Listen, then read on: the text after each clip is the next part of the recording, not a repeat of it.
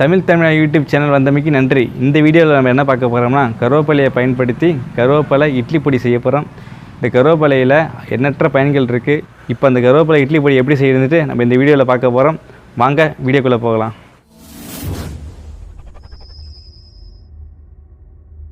கருவேப்பிலை இட்லி பொடி செய்கிறதுக்காக எங்கள் மரத்திலே கருவேப்பிலையை பறிச்சுக்க போகிறோம்.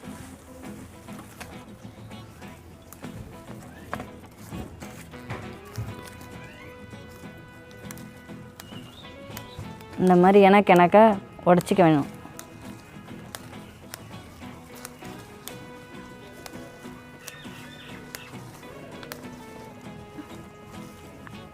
கருவேப்பிலை ஒரு கைப்பிடி அளவுக்கு உடச்சிட்டு வந்தாச்சு.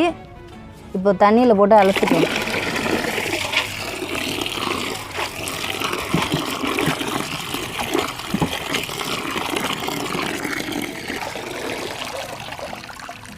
அலசி எடுத்தாச்சு. இப்போ ஒரு பாத்திரத்தில் போட்டு உருவி எடுத்துக்கலாம்.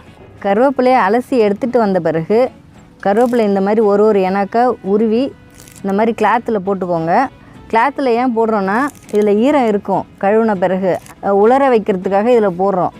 அதாவது வெயிலெல்லாம் காய வைக்கக்கூடாது, சும்மா அந்த உலர வைக்கிறதுக்காக நம்ம நிழல்லே போட்டு காய வச்சு எடுத்துக்கணும்.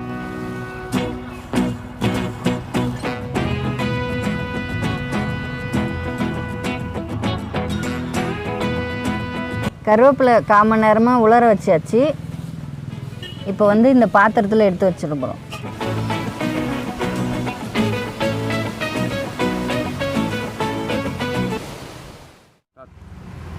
கருவேப்பிலை இட்லி பொடி செய்வதற்கு கருவேப்பிலையை உருவி உலர வச்சு எடுத்துக்கிட்டோம் ஒரு பாத்திரத்தில்.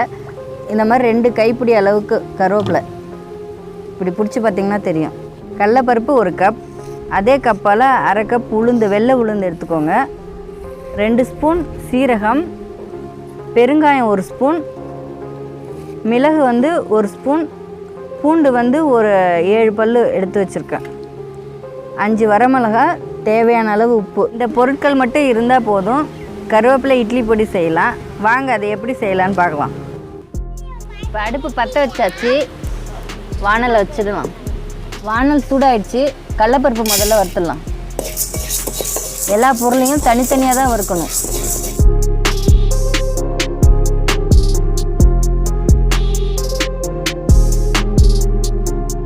கடலைப்பருப்பை இந்த அளவுக்கு வறுத்து எடுத்துக்கோங்க. இப்போ ஒரு பாத்திரத்தில் கொட்டிடலாம்.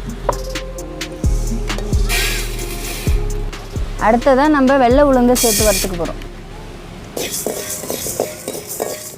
இதையும் பொன்னிறமாக வறுத்து பாத்திரத்தில் கொட்டிடலாம்.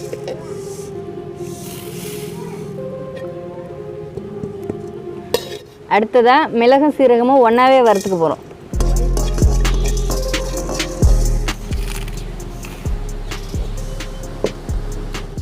அடுத்ததாக காஞ்ச மிளகா வறுத்துக்க போகிறோம்.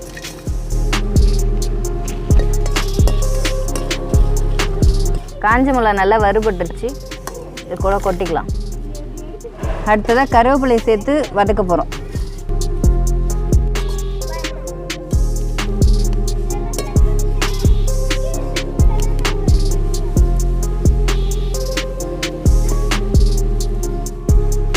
கருவேப்பிலை நல்லா வறுபட்டுருச்சு, இறக்கிக்கலாம்.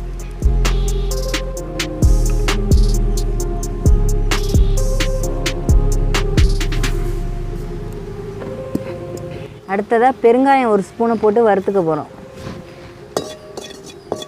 லைட்டாக வறுத்தா போதும், இறக்கிடலாம். கலர் வந்துடுச்சு பாருங்கள். இந்த ஸ்டேஜில் இறக்க போகிறோம். இந்த கடலைப்பருப்பு கூட சேர்த்து கொட்டிடலாம். 5-6 பல்லு பூண்டை நெசுக்கி எடுத்துக்க போகிறோம்.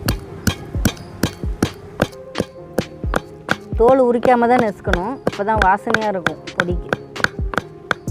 நெசுக்கியாச்சு. வானலில் 1 ஸ்பூன் எண்ணெய் ஊற்றிக்க போகிறோம். எண்ணெய் சூடாகிடுச்சு. நெசுக்கி வச்சுருந்த இந்த பூண்டு பொடியை போட்டு வதக்க போகிறோம்.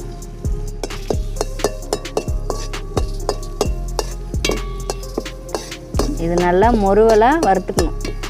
எல்லா பொடியுமே எண்ணெய் இல்லாமல் தான் வறுத்துருக்கோம். பூண்டை மட்டும் வாசனைக்காக எண்ணெய் ஊற்றி வதக்குறோம். பூண்டு நல்லா முறுவலாக வறுத்து எடுத்துக்கிறோம் ஒரு பாத்திரத்தில். கடலைப்பருப்பு, உளுந்து, மிளகு, சீரகம், வற்றல், கருவேப்பிலை, பூண்டு இதெல்லாமே வறுத்து எடுத்தாச்சு.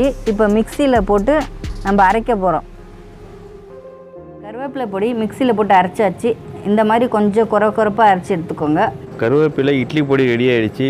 இந்த கருவேப்பிலை இட்லி பொடியை பார்த்திங்கன்னா நீங்கள் தோசை சாப்பிட்டுக்கலாம், இல்லை சப்பாத்தி இந்த மாதிரி கூட தொட்டுக்கலாம். நீங்கள் ரொம்ப டேஸ்ட்டாக இருக்கும். நார்மல் இட்லி பொடிக்கும் கருவேப்பிலை இட்லி பொடிக்கும் ரொம்ப டேஸ்ட்டு வித்தியாசமாக இருக்கும். உடம்புக்கு ரொம்ப நல்லது. நீங்கள் வீட்டில் செஞ்சு பார்த்துட்டு டேஸ்ட் எப்படி இருக்குன்னு கமெண்ட்ஸில் சொல்லுங்கள். நம்ம இதே போல் அடுத்த வீடியோக்களை பார்க்கலாம். தேங்க்யூ. பாய்.